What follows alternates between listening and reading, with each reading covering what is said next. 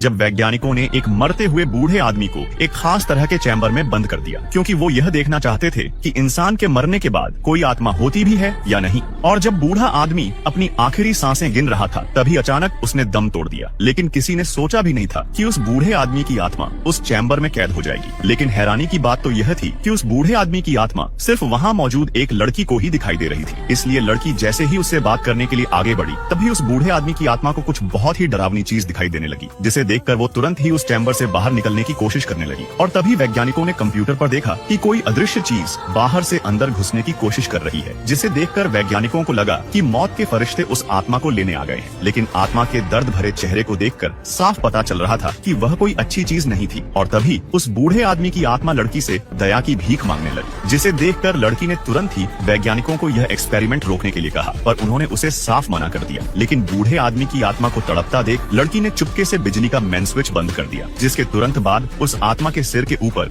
एक तेज रोशनी चमकी और वो आत्मा उस चैम्बर से गायब हो गई। लेकिन जैसे ही वैज्ञानिकों ने बिजली का मेन स्विच दोबारा ऑन किया, तो उन्हें एक डरावनी चीज दिखाई दी, जैसे कि कोई ताकतवर चीज उस चैम्बर के अंदर फंस गई हो। लेकिन उन्हें क्या पता था कि नाम कमाने के चक्कर में वो बहुत ही बड़ी गलती कर चुके हैं। दरअसल स्विच बंद होते ही उस चैम्बर के अंदर अच्छी और बुरी आत्मा घुस गई थी। लेकिन जब वैज्ञानिकों ने फिर से स्विच ऑन किया, तो वो सारी आत्मा उस चैम्बर के अंदर ही फंस गई। और जब वैज्ञानिक उस चैम्बर का दरवाजा खोलने वाले थे, तभी उन्होंने लड़की से पूछा कि उसे अंदर कुछ दिखाई तो नहीं दे रहा। लेकिन आखिर में लड़की को अंदर मौजूद आत्मा ने चुप रहने के लिए कहा, जिसे देखकर लड़की ने उनसे झूठ बोल दिया।